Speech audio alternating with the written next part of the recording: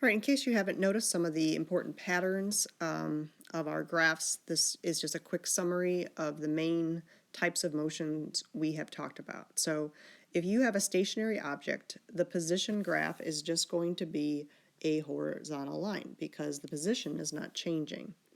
And recall that the slope of this graph tells you what the value of the next graph should look like.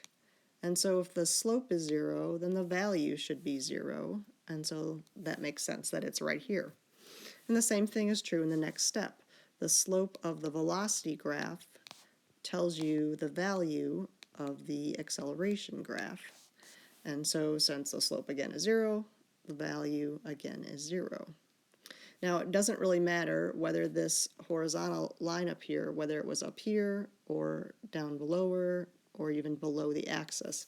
The object still is not moving in all of those cases. Looking at cases of uniform velocity or something moving with a constant speed, you will see a straight but tilted or sloped line on your position graph. That's because the slope of that line tells you the velocity, and the velocity is consistent. The slope is consistent. Since the slope has a consistent value, then when we switch to the velocity graph, that stays at a consistent value. So a sloped line turns into a horizontal line in the next graph. And similar to the other set, this velocity graph has a slope of 0, and so the acceleration is 0.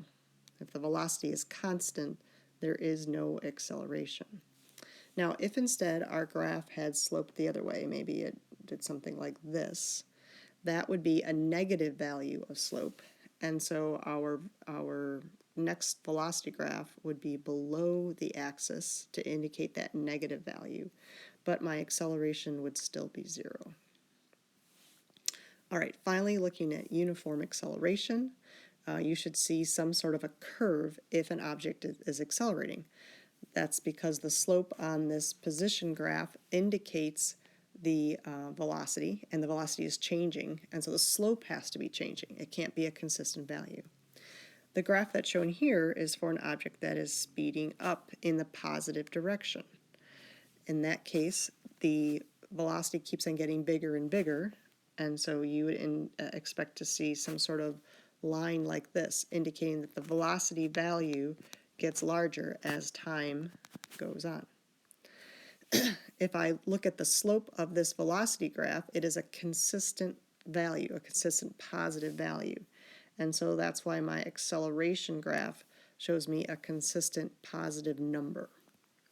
If my graph, to start with, my position graph, had shown something more like this, okay, that's an indication of something that's going very fast at the beginning and it's slowing down, but it's still going in the positive direction. My slopes are still positive at all times. It just starts with a high value of positive and it goes to a lower net value of positive. And so that's what my velocity graph would look like. If that's the case, then that slope is negative. So my acceleration is negative, so I would have a line down here.